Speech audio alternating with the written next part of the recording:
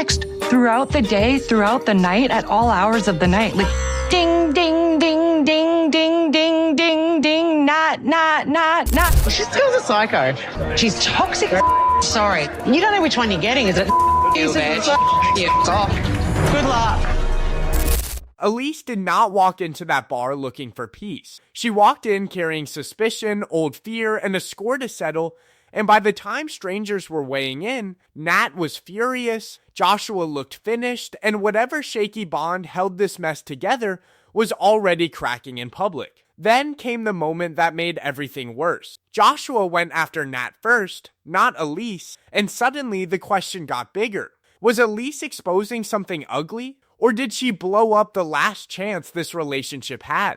Welcome back, I'm Sabrine Rose. Subscribe if you like sharp reality TV breakdowns with receipts, and drop your take below, because this one splits the room fast. Elise was not fully wrong. That is what makes this story sting. There was the money history, the weird living setup, the emotional closeness with Nat, and a story from Joshua that never seemed to stay in one shape for long.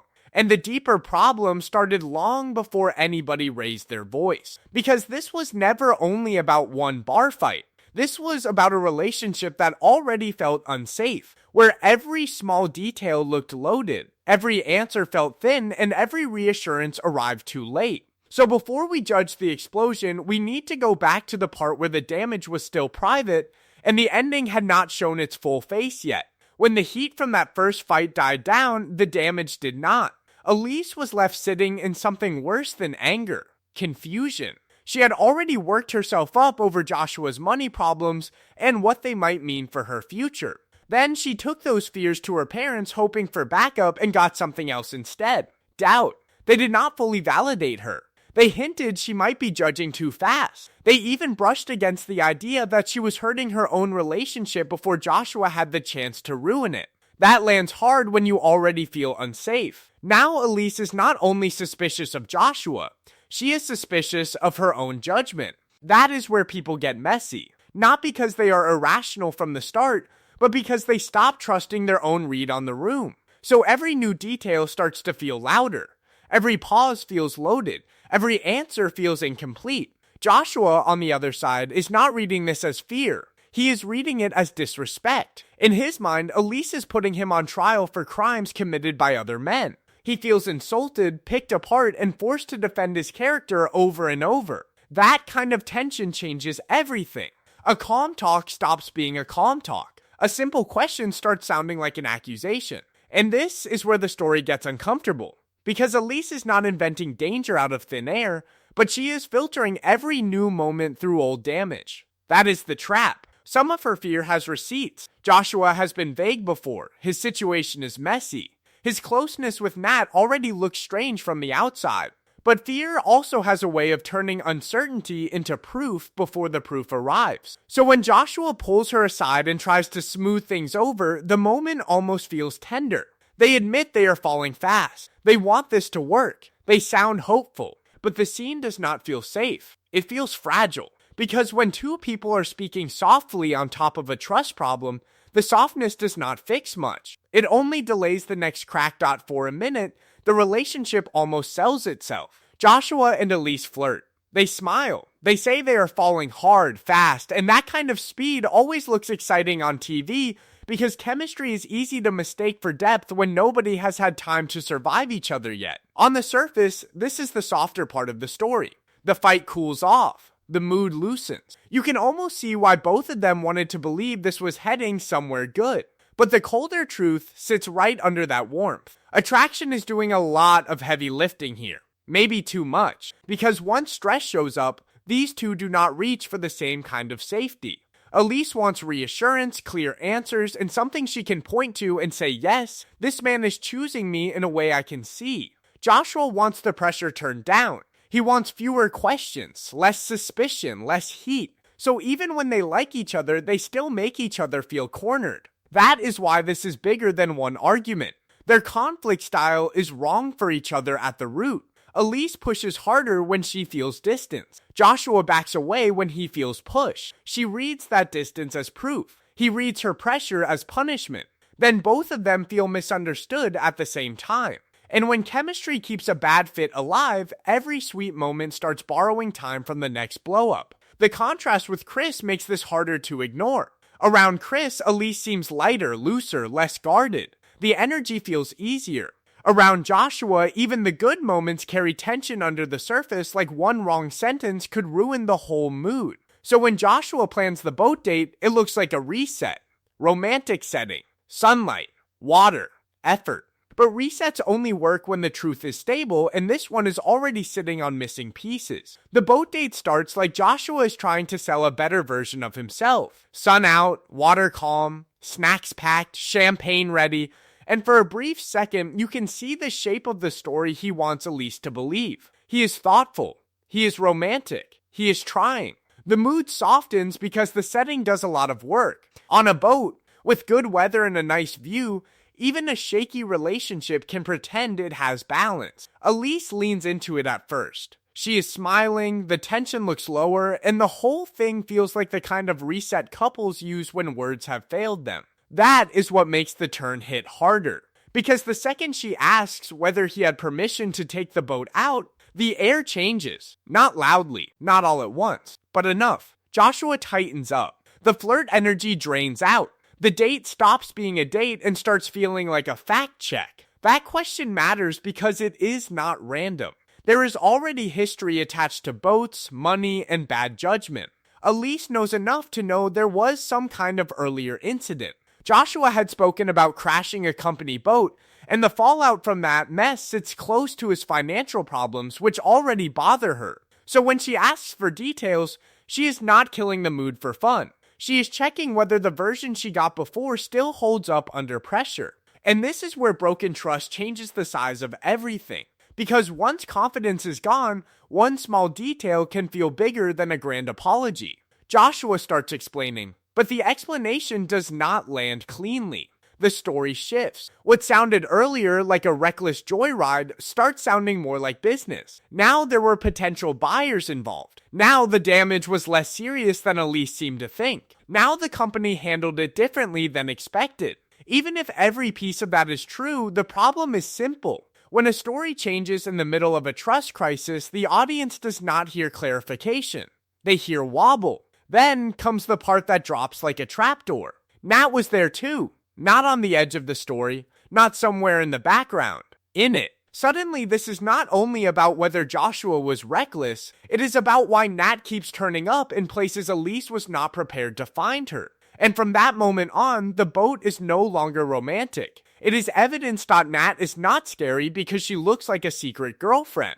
Nat is scary because she exposes the exact kind of instability Elise cannot handle. That is the sharper read. If you turn Nat into some cheap homewrecker cartoon, the story gets flatter and weaker. The real issue is that Nat sits right at the center of everything Elise already distrusts. She is emotionally close to Joshua. She has a money history with him. She is tied to his living situation. She appears in stories late, after Elise already thinks she has the full picture. And worst of all, Joshua sounds oddly settled when Nat is part of the arrangement. Not romantic, not flirty, but settled, comfortable, functional. Like this is the system in his life that already works. That kind of bond hits harder than open flirting would. Open flirting is easy to call out. This is messier. This is the kind of connection people defend with calm language while their partner slowly loses their mind trying to explain why it feels wrong. Elise is not only reacting to Nat as a woman, she is reacting to Nat as proof that Joshua already has another emotional structure in place, and Elise does not know where she fits inside it. That does not make Nat guilty of romance. It does make her symbolically heavy in this relationship. She represents borrowed money, blurred boundaries, late honesty, and a future Elise already fears. Because once Joshua admits he may end up back living with Nat, the issue stops being abstract. Now, Elise is not arguing about vibes. She is staring at a possible real-world setup where her boyfriend returns to living with the same woman he is deeply tied to emotionally and financially while asking Elise to relax. And this is the middle most people hate, because Nat can be innocent and still be the exact reason the relationship feels impossible. So Joshua comes up with what he seems to think is the mature solution. Put everyone together. Clear the air. Let Elise meet Nat properly, talk face to face, and watch the whole thing become less threatening. Depending on how generous you feel, that is either brave honesty or one of the dumbest ideas he could have had.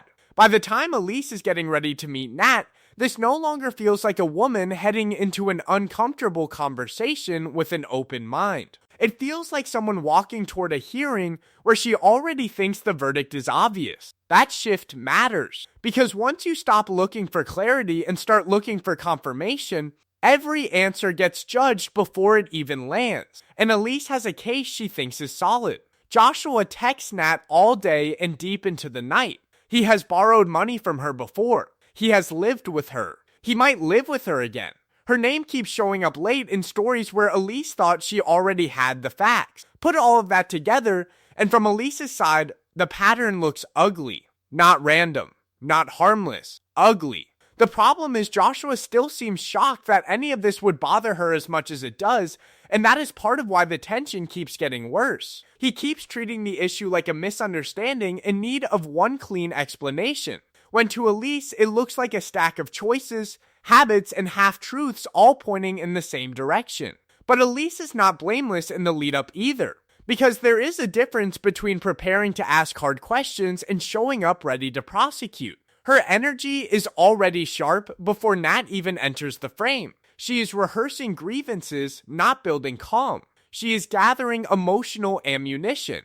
So the dread builds from both sides at once. Joshua is underestimating how bad this looks. Elise is overcommitting to the ugliest interpretation before the first drink even hits the table. And once both people walk into the room trying to win instead of understand, the explosion starts before anyone raises their voice. That is what makes the first moments so eerie. When they finally meet up, the scene looks manageable. Everyone is seated. The tone is polite enough, no one is screaming, no one is storming off. For a few minutes, the whole thing pretends it still has a chance to stay civil, which only makes it worse, because now you can feel the collision coming before the people in the scene admit it is already there. At the table, the tension stops hiding. Nobody is shouting yet, which almost makes it worse. Elise starts where she has wanted to start all along, not with some cheap accusation, but with the bond itself. Why are Joshua and Nat this close? Why does their connection feel so layered? Why is there money history, housing history, constant contact, and this strange comfort between them that keeps making Elise feel like the extra person in her own relationship? Nat rejects the frame almost immediately. From her side, this is simple. Friends help each other. Friends talk. Friends have emotional closeness. She is not hearing Elise describe a boundary problem. She is hearing Elise turn friendship into something dirty. That is why Nat gets defensive so fast. Not because she thinks Elise is asking a fair question badly, but because she thinks the question itself is insulting. Joshua does what he keeps doing under pressure. He moves into defense mode before he moves into clarity. That is part of why nothing settles down. Elise is asking what this bond means. Joshua answers like he is being falsely accused in court. Those are not the same conversation, so the table keeps tightening. And to be fair, Elise is not wrong on every point. If your boyfriend is financially tied to another woman, emotionally close to her, and possibly headed back into her home, you do not need paranoia to feel uneasy. But Elise also pushes too hard in places where suspicion starts acting like proof. She does not only want context, she wants the room to admit her version of the story. And this is where the whole thing turns brutal, because nobody agrees on the basic definition of the problem. Elise sees a threat, Nat sees disrespect, Joshua sees accusation. Then Elise asks the question that strips away all the polite language. What happens after she leaves? Where does Joshua live then? And Joshua gives the answer that lands like a door slamming shut. He says he would probably go back to Nat's place. In one sentence, the fear stops being theoretical. Now, Elise is not reacting to a vague bond. She is staring at a future she already cannot stomach. The second Joshua tells Elise he will likely go back to living with Nat, the argument stops being private in her head. You can almost feel the switch flip. Up to this point, she still looked like someone trying badly to get answers. Now she looks like someone who has hit her limit and wants witnesses. That is a dangerous change, because once a relationship starts performing for a room, truth stops being the only thing on trial. Pride walks in. Shame walks in. Ego pulls up a chair. Elise throws out the threat first. She will ask other people. She will get outside opinions. Joshua tries to shut that down fast, and he is not wrong to panic. The second strangers get dragged into this, the conversation is no longer about whether Nat and Joshua crossed a line. It is about who gets humiliated first. But Joshua makes the classic mistake of telling a furious person not to make a scene, like public embarrassment is some magic off switch. It is not. For someone already feeling cornered, it can sound like one more attempt to control the story. So Elise stands up, and now the whole bar gets pulled into her pain. She asks strangers if she is crazy for being upset that her man is tied this closely to another woman. Some people back her up. Some look shocked. Some seem less convinced once they hear she and Joshua have barely spent time together in person. And that split matters. Sympathy is still there, but credibility starts taking damage. Elise had a case. Then she put the case on stage and turned it into theater. And once pain turns performative, even valid fear starts sounding harder to trust. Joshua looks embarrassed. Nat looks stunned, then angry. Both of them are now defending dignity, not only facts. That is the real shift. The relationship is no longer asking, can trust survive this? It is asking, can respect survive this? And the answer starts sounding ugly the moment Nat finally snaps, calls Elise toxic, and throws the whole mess right back in her face. Nat storms off angry, Elise storms off wounded, and Joshua gets left standing in the middle of the wreckage he kept insisting was manageable. That image matters, because this is the point where nobody is debating the same thing anymore.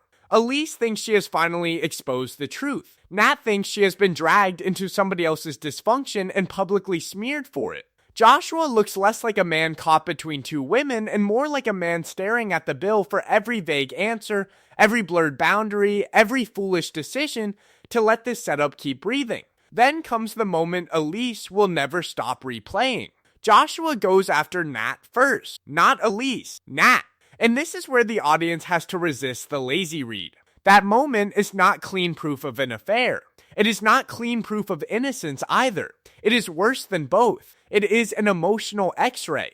In the middle of crisis, Joshua moves toward the bond that feels more stable, more manageable, more familiar. That bond is not with Elise. That is why this lands so hard. Even if Elise is stretching the romance angle too far, the deeper fear under her argument still gets ugly confirmation.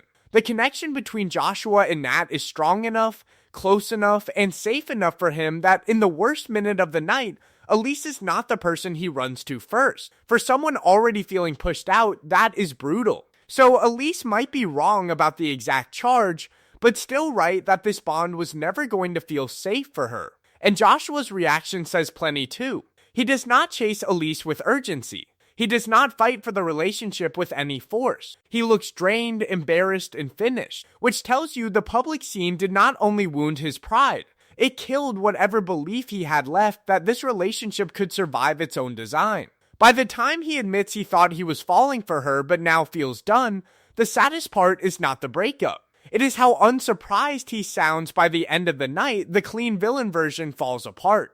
Elise was not making up the discomfort from nowhere. Joshua had given her enough half-clean facts, bad timing, blurred boundaries, and uneasy dependence on Nat to make the whole situation feel unstable. If your boyfriend is emotionally close to another woman, tied to her through money, tied to her through housing, and still revealing key details late, trust does not collapse out of thin air. It collapses because the ground under it was already weak. So no, Elise was not fully wrong to feel threatened. But being partly right is not the same as handling the truth well. That is where her case breaks. She took a real fear and pushed it past the point where anyone could meet her inside it. Once the questions became accusations, once the pain became performance, once strangers got turned into a jury, the relationship stopped having room to recover. Joshua was not fully innocent either. He wanted trust without building the conditions for trust. He wanted calm without understanding why calm was impossible.